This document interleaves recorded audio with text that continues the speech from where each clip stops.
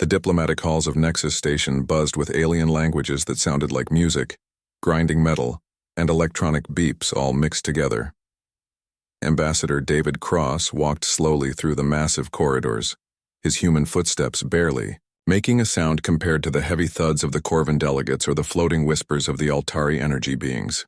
Every alien he passed looked down at him with what he had learned to recognize as pity mixed with mild amusement. 3 years had passed since humanity first made contact with the Galactic Coalition, and David still remembered the shock on everyone's faces back on Earth when they realized how far behind they were. The galaxy operated like a strict hierarchy, where your species' rank depended on 3 simple things: how advanced your technology was, how powerful your military seemed, and how much space you controlled. By all 3 measures, humans were almost at the bottom of a very long list. The Altari Empire controlled over 200 star systems and had energy shields that could deflect the radiation from dying stars. Their ships moved faster than anything humans had ever built, and their weapons could turn entire moons into space dust. The reptilian beings glowed with soft blue light and spoke in harmonies that made human translators struggle to keep up. When they looked at humans, their large eyes seemed to say, "How cute, they still use chemical rockets." The Corvan Federation was even more intimidating in a completely different way.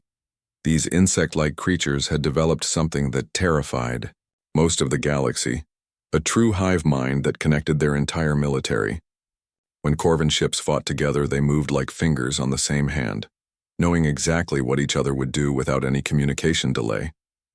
Their bioships were actually alive, growing new armor when damaged and adapting to enemy weapons in real time. War leader Keth, their representative to the coalition, stood nearly 8 feet tall with 4 arms and mandibles that could crush steel. Even the peaceful species made humans feel small. The Valdoran traders had built an economic empire that spanned 50 star systems without firing a single shot. They bought and sold resources across the galaxy, and their computer networks could predict market changes years in advance. When they spoke about trade routes and economic zones, David often felt like a child trying to understand adult conversations about money and business. The crystal chambers where the coalition held its meetings were designed to make everyone feel equal. But the architecture itself told a different story. The Altari sections glowed with the same blue energy as their ships, while the Corvan areas had organic curves that looked grown rather than built. The Valdoran trading posts were filled with screens showing numbers and graphs that changed constantly. The human section was a simple metal room with basic chairs and a single computer terminal that looked ancient compared to everything around it. David had become used to the whispered conversations that followed him wherever he went. Alien languages were different, but mockery sounded the same everywhere. The mammals who still shoot metal bullets, they would say, not caring if the human translator could pick up their words. Did you know they still use fusion reactors? My ancestors had better technology than that. The worst part was that they were not being deliberately cruel. To them, humans were just an interesting curiosity, like discovering a tribe that still made fire by rubbing sticks together.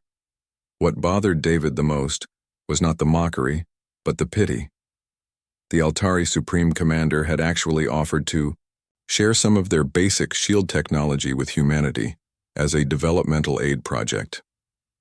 The Corvan had suggested that human colonies might benefit from being guided by more experienced species. Even the Valdoran had quietly approached Earth's government with offers to handle human trade negotiations until your species develops more sophisticated economic understanding. Captain Lisa Stone of the UES Defiant often met with David during her supply runs to Nexus Station, and she brought news from the other human ships scattered across Coalition space. The stories were always the same.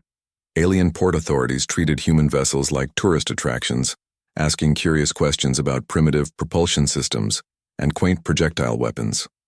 Some aliens even asked for tours of human ships, the way people might visit a historical museum. The breaking point came during what should have been a routine diplomatic meeting. War leader Keith had called for a minor adjustment to human territorial claims, which was diplomatic language for taking away most of the asteroid mining operations that kept Earth's space program running. The Corvan leader explained in his clicking, mechanical voice that human mining techniques were inefficient, and that more advanced species could develop those resources for the greater good of the galaxy. David listened to the translation while watching the faces of other delegates around the crystal chambers. None of them seemed surprised or concerned about the demand. This was just how things worked in the galaxy. Stronger species took what they wanted from weaker ones, and everyone called it progress and cooperation. The Altari representative even suggested that humans should be grateful for the opportunity to learn from more developed civilizations. The ultimatum was delivered with the casual tone someone might use to discuss the weather. Humanity had 72 hours to agree to the new territorial arrangements or face economic sanctions that would cut off human access to the advanced materials needed to keep their space program running. Without those materials, Earth would be stuck in their own solar system forever, watching the galaxy move forward without them. David maintained his diplomatic composure throughout the meeting, nodding politely and taking careful notes like the good little primitive representative they expected him to be. When War Leader Keith asked for humanity's response, David gave the answer he had been trained to give in situations like this. I will need to consult with my superiors on Earth before we can provide an official response. The alien delegates exchanged what passed for amused looks among their various species. They had heard this response from dozens of weaker species over the centuries, and it always meant the same thing: acceptance disguised as bureaucratic delay. Some of the younger delegates barely bothered to hide their boredom. This was just another day in the galaxy, another weak species learning their place in the natural order. As David left the crystal chambers and walked back through the corridors of Nexus Station, he allowed himself a small smile that no alien translator would have understood the meaning of. They thought they knew humans based on their history of world wars and primitive technology. What they did not know was that those wars had taught humanity lessons that no other species in the galaxy had ever learned. The galaxy was about to discover that underestimating humans was the greatest tactical mistake in the history of interstellar relations. The quantum communication burst from Earth traveled faster than light itself, reaching every human outpost, mining station, and research facility scattered across the solar system within minutes of the Coalition's ultimatum. Dr. Maria Santos was deep in the ice caves beneath Titan's surface when her secure terminal began flashing with the highest priority alert code in the human military handbook. Protocol 7 was not something anyone expected to see outside of training exercises. Maria had spent 3 years telling her alien colleagues that the Titan research station was studying the moon's unique atmospheric conditions and ice composition for potential terraforming applications. The visiting Altari scientists had been particularly interested in the human approach to basic atmospheric analysis, often offering helpful suggestions about more advanced techniques their species had developed centuries ago. They had no idea that beneath their feet, humanity was operating the most sophisticated weapons development program in the galaxy. The ice caves had been perfect cover for the real work happening on Titan. Every time an alien delegation visited, the research station above, Maria and her team would put on their show of primitive atmospheric processing and grateful acceptance of alien wisdom. Meanwhile, 50 meters below the surface, human engineers were reverse engineering every piece of alien technology they could get their hands on. The Altari energy shields, the Corvin bioship designs, even the Valdoran economic prediction algorithms had all been carefully studied, understood, and improved upon. General Robert Hayes coordinated the response from his command center buried deep beneath the Rocky Mountains on Earth. The facility officially did not exist, and the mountain above it looked like any other piece of protected wilderness. For 3 years, Hayes had been running the most comprehensive intelligence operation in human history, while the galaxy saw him as nothing more than Earth's quaint military advisor, who still believed in the effectiveness of kinetic weapons. The first phase of Protocol 7 involved activating communication networks that the aliens had been monitoring for years, without understanding their true purpose. What the Coalition intelligence services saw as primitive radio chatter between human mining operations was actually a sophisticated quantum-encrypted command structure that could coordinate military operations across the entire solar system. The mining reports and supply requests that aliens had been casually intercepting were actually tactical updates and strategic planning sessions disguised as mundane industrial communications. Captain Stone received her new orders while docked at Nexus Station, surrounded by alien vessels that dwarfed her ship in size and apparent sophistication. The UES Defiant had been designed to look exactly like what aliens expected from human technology. Functional but primitive, with visible heat radiators, chunky armor plating, and chemical rocket exhaust ports that seemed laughably outdated compared to the sleek energy drives used by advanced species. What the aliens could not see were the hidden weapon ports, the advanced sensor arrays disguised as communication equipment, and the quantum disruption torpedoes stored in compartments labeled as cultural artifacts for educational exchange. The genius of the human deception was that it relied on alien expectations rather than elaborate lies. When Corvin inspection teams examined human weapons, they saw exactly what they expected to see: metal projectiles fired by chemical explosions, just like the primitive firearms humans had used in their ancient wars. What they did not look for were the molecular-level modifications that allowed these primitive bullets to phase shift through energy barriers, or the targeting systems that could track bioship adaptation patterns in real time. The Altari had been particularly helpful in their own downfall.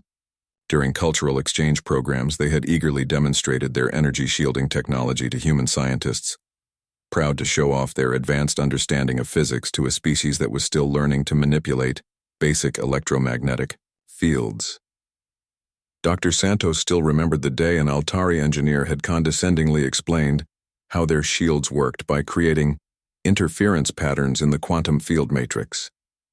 The human scientists had nodded and asked simple questions, playing their role as primitive students learning from wise teachers. Within hours of the Protocol 7 activation, those same Altari shields became useless.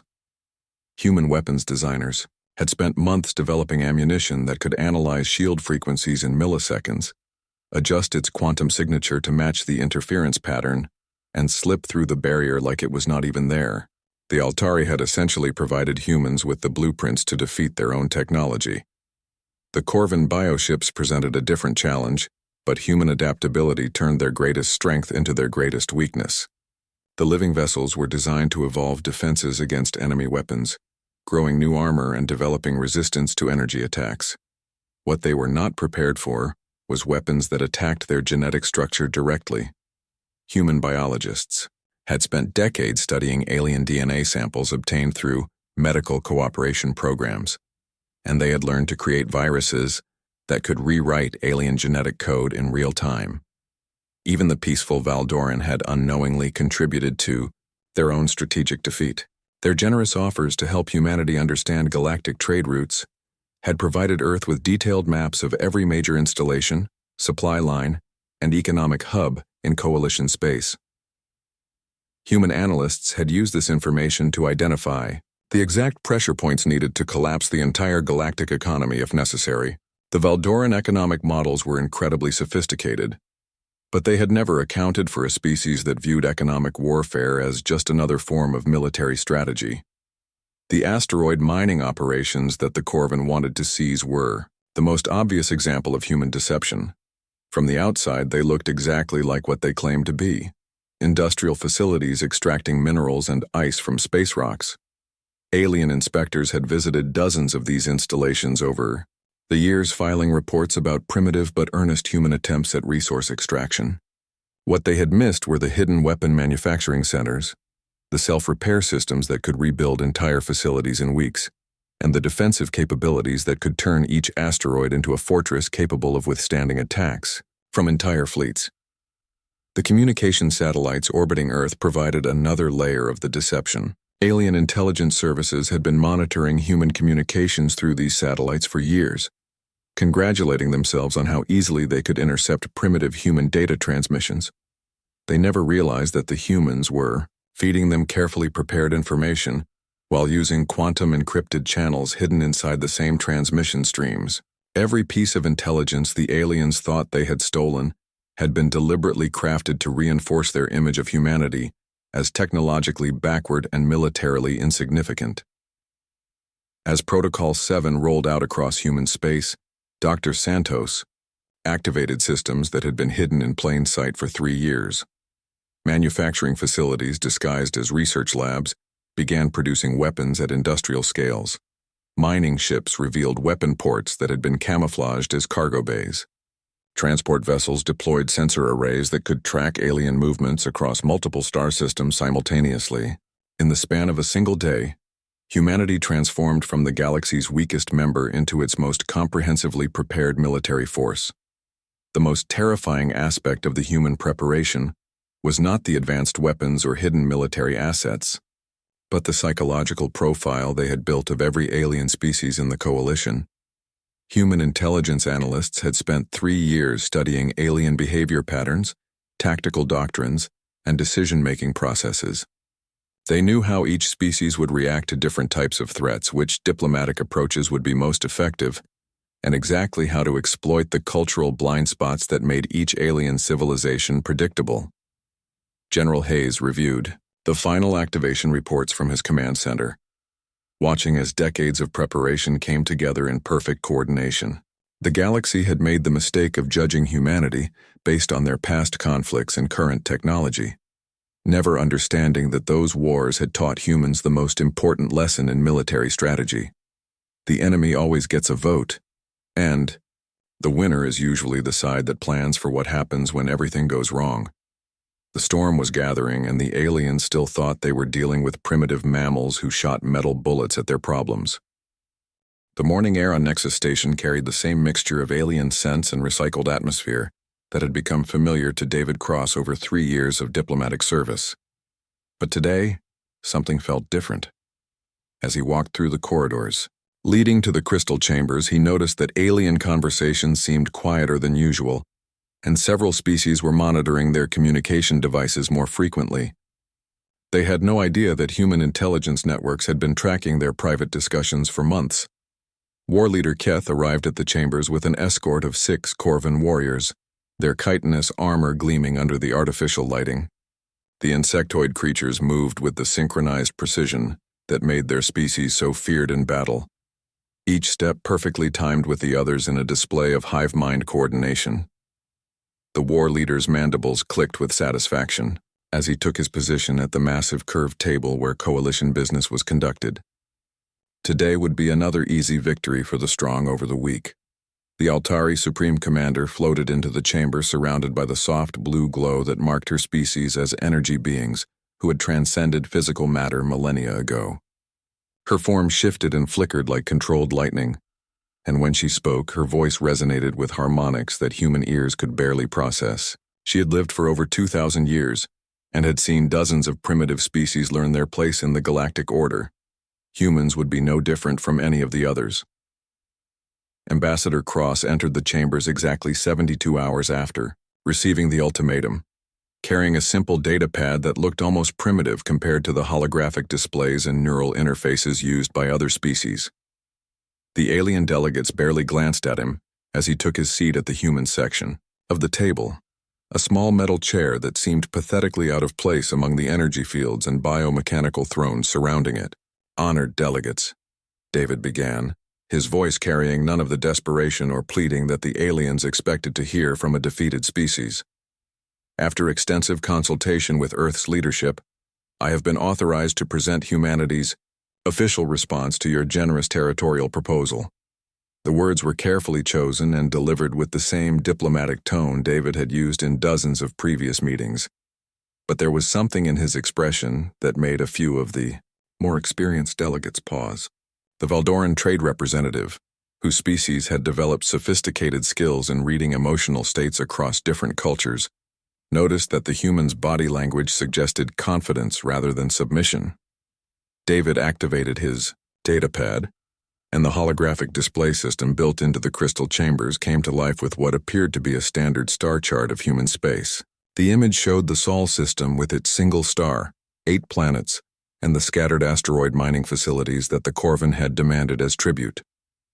To the alien delegates, it looked like exactly what they expected: a primitive species, showing off their pathetically small territory before surrendering it to their betters.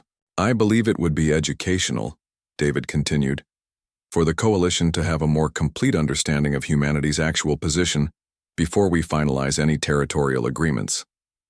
The star chart began to change. The asteroid mining facilities, which had appeared as simple industrial installations, suddenly revealed their true nature as massive weapons platforms, each one bristling with armaments that could destroy capital ships.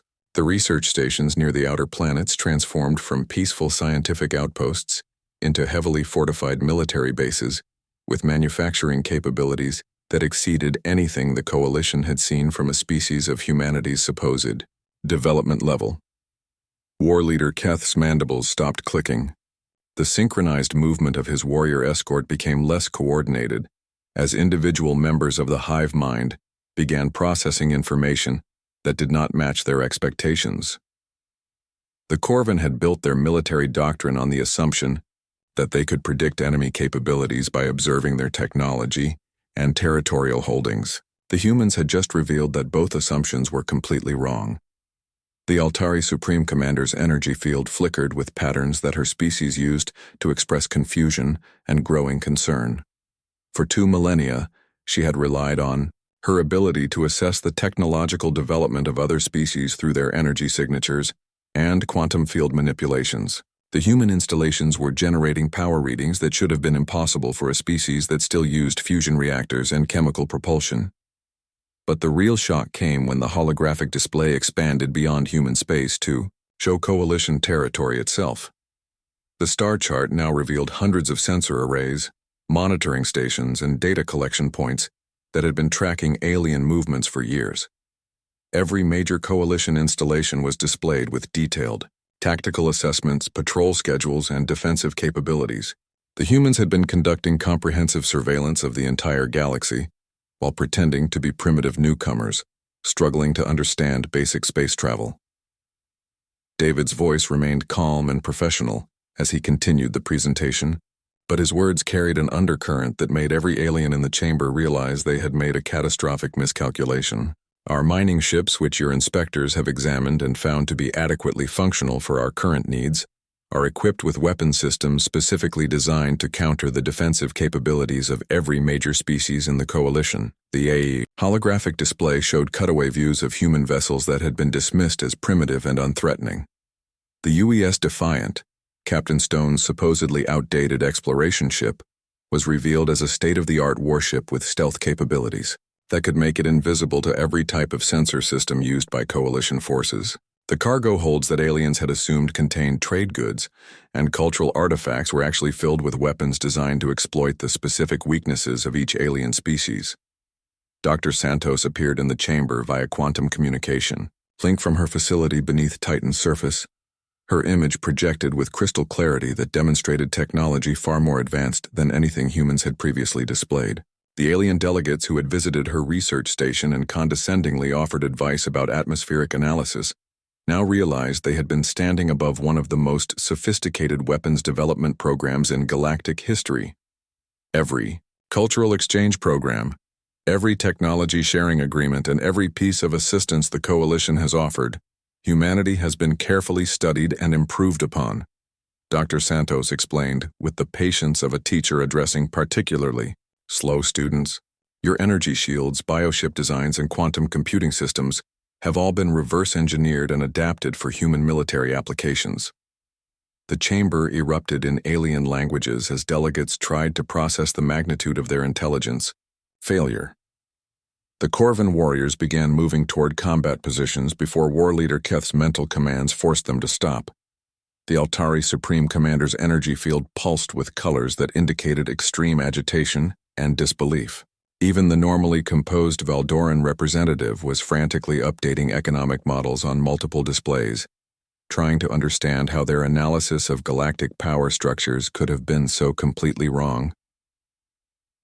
General Hayes joined the quantum link from his command center on Earth, his weathered face showing the satisfaction of a military strategist whose decades-long plan was finally coming to fruition. "Ladies, gentlemen, and esteemed beings," he said, using the formal address protocols the Coalition had taught humanity during their first diplomatic contacts. For the past 3 years, humanity has been conducting a comprehensive assessment of galactic military capabilities, tactical doctrines, and strategic weaknesses. The final element of the revelation came when human assets across Coalition space simultaneously came online. Mining ships revealed weapon ports. Transport vessels deployed military-grade sensor arrays. Research stations began active scans of alien installations. Communication satellites showed their true nature as targeting systems capable of coordinating attacks across multiple star systems. In the span of 60 seconds, humanity had transformed from the galaxy's most underestimated species into its most comprehensively positioned military threat. The silence that followed was not the peaceful quiet of diplomatic consideration, but the stunned silence of predators who had just realized they were surrounded by an apex predator they had mistaken for prey. Every assumption about human capabilities, intentions, and strategic thinking had been systematically destroyed by a presentation that demonstrated not just military superiority, but intellectual dominance over species that had considered themselves the galaxy's natural leaders. David Cross closed his datapad and looked around the crystal chambers at faces, energy fields, and sensory organs that were all expressing the same emotion across a dozen different species. The dawning realization that they had made the greatest tactical error in the history of interstellar relations. "Now then," David said with the same diplomatic politeness he had always used, "shall we discuss humanity's counter-proposal for territorial arrangements?" The war room beneath Coalition military headquarters had been built to accommodate the galaxy's most powerful military leaders. But today, the massive chamber felt cramped and oppressive, despite its enormous size. Emergency sessions were rare in galactic politics, and this one had been called within hours of humanity's revelation in the crystal chambers. Commander Stone, now openly identified as the director of Earth's Deep Space Intelligence Division rather than a simple ship captain, stood before a holographic display that showed weapon systems the Coalition had never imagined could exist. War Leader Keth sat rigid in his biomechanical command chair, his forearms crossed in a posture that his species used to indicate extreme defensive readiness. The Corvan military had spent centuries perfecting their understanding of galactic warfare, building strategies around the predictable patterns of energy weapons, plasma cannons, and particle beam arrays that every advanced species eventually developed. The humans had just demonstrated that they had abandoned the entire concept of predictable technological development. "Your intelligence reports classified human weapons as primitive projectile systems," Commander Stone began, her voice carrying the authority of someone who had spent years letting others underestimate her capabilities. "This assessment was based on surface observations of kinetic energy weapons that appeared to use chemical propulsion and metal ammunition. Your analysis was technically correct and strategically catastrophic." The first holographic display showed an Altari energy shield, the glowing blue barrier that had protected their species for over 1,000 years. The shield could deflect plasma bolts, absorb particle beams, and disperse energy attacks across its quantum field matrix. Coalition military doctrine considered Altari shields to be essentially impervious to conventional weapons, requiring massive energy expenditures to overload through sustained bombardment. Commander Stone activated a second display, showing what appeared to be a standard human projectile weapon, the kind of kinetic rifle that Coalition analysts had dismissed as laughably primitive. The metal bullet looked exactly like the crude ammunition that humans had used in their ancient wars, complete with chemical propellant and basic ballistic design. Then the demonstration began, and everything the aliens thought they understood about physics was systematically destroyed. The bullet struck the Altari shield and seemed to simply pass through the energy barrier, as if it were not there.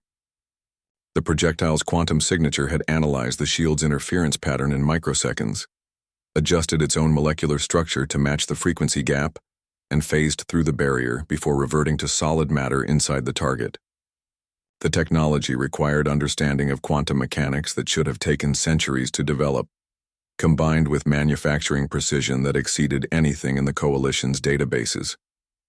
"Phase shift ammunition," Commander Stone explained, with the casual tone of someone discussing a minor technical detail. "We developed it 18 months ago after studying shield samples your engineers provided during cultural exchange programs. Each bullet contains a quantum field generator, molecular analysis computer, and adaptive matter state controller. We can produce them at a rate of approximately 10 million rounds per day. The Altari Supreme Commander's energy field pulsed with colors that indicated deep shock and growing terror. Her species had considered their shield technology to be so advanced that even sharing the basic principles with primitive species was perfectly safe. The humans had not only understood those principles but had used them to create weapons that made Altari defenses completely useless. Thousands of years of military superiority had been eliminated by mammals who were supposed to be struggling with basic spaceflight. The second demonstration focused on Corvin bioships, the living vessels that had made their species the galaxy's most feared military force. These organic warships could adapt to enemy attacks in real time, growing new armor configurations and developing resistance to energy weapons within minutes of first contact. Coalition strategists considered bioship adaptation to be the ultimate expression of military evolution, creating vessels that became stronger with each battle. Commander Stone's holographic display showed a Corvin bioship in its natural state, the chitinous hull gleaming with the same organic beauty that made these vessels both terrifying and magnificent. The ship's living systems pulsed with biological rhythms, and specialized organs along the hull began generating adaptive armor as simulated weapons fire struck the vessel. Within seconds, the bioship had developed defenses against plasma cannons, particle beams, and kinetic projectiles, just as it had been designed to do. Then the human weapons began their attack, and the bioship started dying from the inside out. The ammunition did not target the vessel's armor or structural components, but attacked the genetic code that controlled the ship's biological functions. Specially designed viruses rewrote the bioship's DNA in real time, turning its adaptive capabilities against itself. The living vessel began growing cancerous tumors instead of armor plating, and its organic weapon systems started attacking the ship's own critical organs. Genetic warfare, Commander Stone said, watching as the Corvin delegates began making clicking sounds that indicated extreme agitation. We spent 2 years studying bioship tissue samples obtained through medical cooperation agreements. Your species was very generous in sharing biological data for what you believed were primitive human research projects. We used that information to develop weapons that can rewrite alien genetic codes with surgical precision. War leader Keth's mandibles clicked rapidly as he processed the implications of what he was seeing. The Corvin had shared their biological data because they believed human medicine was too primitive to pose any threat. Instead, the humans had used that medical knowledge to create weapons that could kill living ships by giving them the biological equivalent of aggressive cancer. The hive mind was struggling to process the concept of an enemy that could turn their greatest strength into their greatest weakness.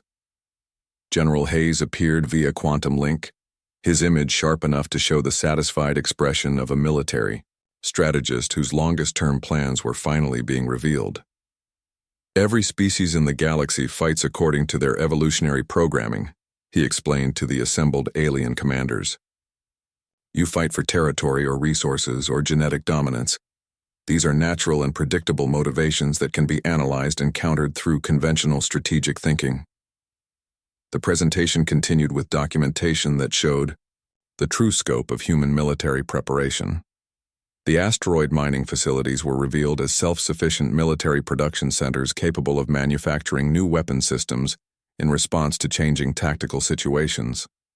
Each installation contained industrial fabricators, research laboratories, and testing facilities that could develop and deploy countermeasures against any alien technology within weeks of first encounter. The research stations near the outer planets were not just weapons development centers but comprehensive xenobiology laboratories that had been creating species-specific weapons for every member of the coalition. Human scientists had studied alien physiology, psychology, and cultural patterns with the methodical precision that their species applied to any problem they intended to solve permanently. Dr. Santos joined the presentation from her facility beneath Titan, her laboratory walls visible behind her and displaying research data that made several alien delegates recoil in horror. We have developed targeted biological agents for every known alien species, she reported with the clinical detachment of a researcher discussing laboratory results. Airborne pathogens that specifically attack Corvin respiratory systems, electromagnetic, pulses tuned to disrupt Altari energy matrices, economic warfare algorithms designed to collapse Valdoran trade networks within hours. The final revelation came when General Hayes presented humanity's strategic doctrine, the underlying philosophy that had guided 3 years of preparation and deception. Human military thinking does not assume that current weapons and tactics will remain effective, he explained to an audience that was beginning to understand the true nature of the species they had dismissed as primitive. We design every system with the assumption that the enemy will eventually overcome it. So every weapon platform includes multiple backup systems, upgrade paths, and completely alternative operational modes. The asteroid fortresses were not just weapons platforms, but adaptive manufacturing centers that could rebuild themselves with improved designs after every engagement. The communication networks were not just targeting systems, but quantum warfare platforms capable of disrupting alien technology at levels the Coalition had not imagined were possible. The human ships scattered throughout galactic space were not just military assets, but mobile research laboratories that had been studying alien weaknesses, while their crews played the role of grateful primitive explorers. Commander Stone delivered the final element of the presentation with the satisfaction of someone who had waited years to reveal the truth. "We have been at war for 3 years," she told the assembled military leaders of the galaxy's most powerful civilizations. "You just did not know it." The silence that followed was the quiet of predators who had finally realized they were not at the top of the food chain. Every alien species in the Coalition had made the same fundamental error. They had assumed that military superiority was determined by the size of your ships, the power of your weapons, and the extent of your territory. The humans had just demonstrated that victory belonged to the species that understood their enemies better than their enemies understood themselves. The galaxy had learned that the most dangerous military force was not the strongest or the most advanced, but the one that treated warfare as a science to be mastered rather than an instinct to be followed. The first day after humanity's revelation was marked by a phenomenon that galactic historians would later call the Great Silence, though the name was misleading because communication networks across Coalition space had never been more active. The silence was not in the channels themselves, but in the conversations that were not happening. Species that had spent centuries exchanging casual diplomatic messages found themselves staring at communication screens, uncertain about what words were safe to use when addressing a civilization that had been listening to their private thoughts. For 3 years, on the Corvin homeworld of Chithos Prime, the Queen Mother called an unprecedented gathering of the entire hive mind network. War Leader Keth stood before the massive bioorganic walls of the royal chamber, his forearms spread in the traditional posture of submission and confusion. The hive mind had always functioned by sharing all thoughts and experiences among the collective, but now they faced an enemy that understood their thinking patterns better than they understood themselves. The Queen Mother's massive form dominated the chamber, her ancient chitin scarred by centuries of battles that had established Corvin dominance over dozens of star systems. Her mental voice resonated through the hive mind with harmonics of disbelief and growing fear. "Show us again how the humans defeated our bioships," she commanded, and War Leader Keth projected the tactical recordings that still made no sense to Corvin's strategic thinking. The living vessels had done exactly what they were designed to do, adapting to enemy weapons and growing stronger with each attack. But the human weapons had not tried to overcome that adaptation. Instead, they had turned the bioship's greatest strength into a weapon against themselves, using the vessel's own genetic flexibility to rewrite their biological programming in real time. The concept of an enemy that could make your strengths into weaknesses was so alien to Corvin thinking that the hive mind struggled to process it.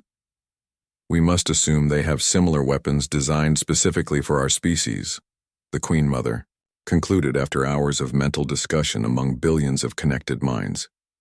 "We must assume they understand our biology better than we do ourselves." The words carried through the hive mind like a virus of terror, spreading the realization that the Corvin Federation might have already lost a war they did not know they were fighting.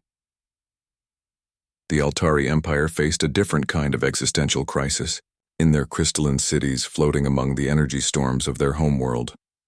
The Supreme Commander materialized before the Council of Eternal Minds, her energy form flickering with the unstable patterns that indicated deep psychological disturbance.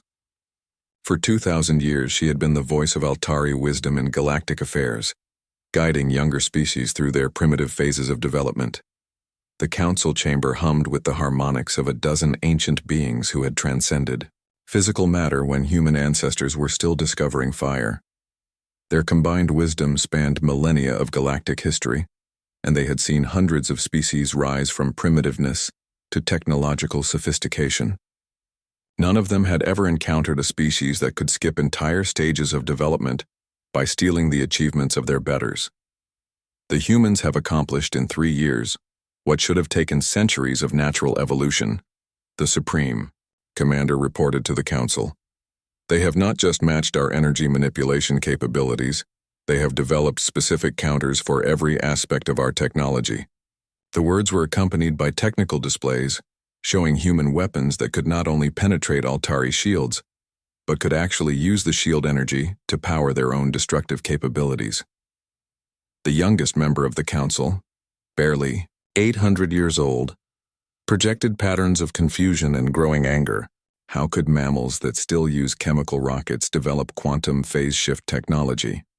How could a species that has never left their own star system create weapons that exploit weaknesses we did not know we had? The questions resonated through the council chamber with harmonics of fear that none of the ancient beings had felt for centuries. Even the peaceful Valdoran found their entire understanding of galactic economics shattered by humanity's strategic deception. On their trade hub world of Nexus Commerce, the Grand Exchange Hall buzzed with frantic activity as economic analysts tried to rebuild market models that had been rendered useless overnight. The Valdoran had built their civilization on the principle that information was power, and accurate information was absolute power. The humans had just demonstrated that false information, carefully crafted and systematically deployed, could be even more powerful than truth. Trade Minister Vel stood before the massive holographic displays that showed economic data flowing from across the galaxy, but the numbers no longer made sense. For 3 years, the Valdoran had been feeding humans detailed information about trade routes, resource distribution, and economic pressure points, believing they were helping a primitive species understand the basics of interstellar commerce. Instead, they had been providing a potential enemy with the exact knowledge needed to collapse the entire galactic economy. They used our own economic models against us, Vel reported to the emergency session of the Trade Council. Every piece of data we shared, every market analysis we provided, every trade route we opened to human vessels has given them the ability to destroy our civilization without firing a single shot. The realization was more terrifying than any military threat, because the Valdoran had no defense against an enemy that understood their economic systems better than they did. Ambassador Cross walked through the corridors of Nexus Station 3, days after the revelation, observing how dramatically the atmosphere had changed. Alien beings who had previously ignored him or treated him with condescending politeness now moved aside when they saw him coming. Conversations stopped when humans appeared, not out of rudeness but out of genuine uncertainty about what information was safe to share with a species that had been conducting the most successful espionage operation in galactic history. The UES Defiant, now openly acknowledged as one of the most advanced warships in Coalition space, docked at Nexus Station to find that the usual inspection procedures had been quietly suspended. Port Authority officials who had spent years cataloging the primitive systems on human vessels now realized that every scan, every examination, and every casual question had been feeding information to Earth's intelligence networks. They no longer knew what was safe to look at on human ships, or whether the humans already knew everything about their own security procedures.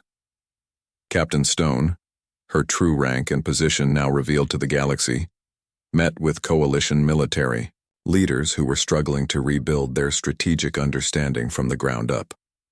The meeting took place in a conference room that had been swept for listening devices 17 times, though everyone present understood that if humans could hide their true capabilities for 3 years, they could probably monitor any conversation they wanted to hear.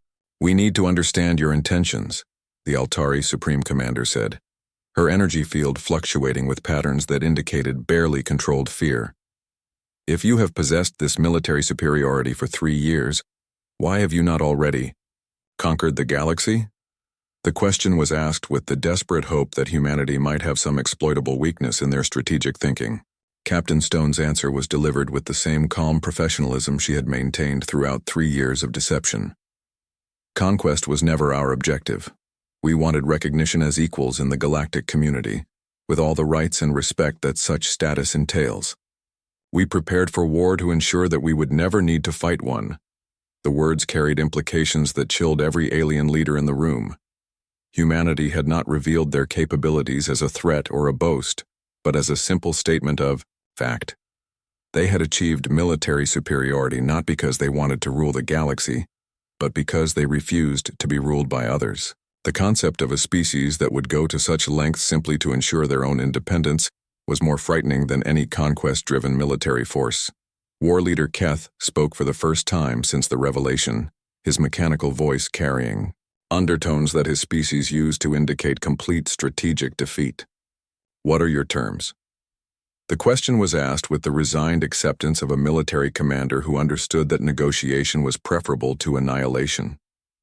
Ambassador Cross, resuming his diplomatic role, but now speaking from a position of acknowledged strength, presented humanity's requirements with the same reasonable tone he had always used.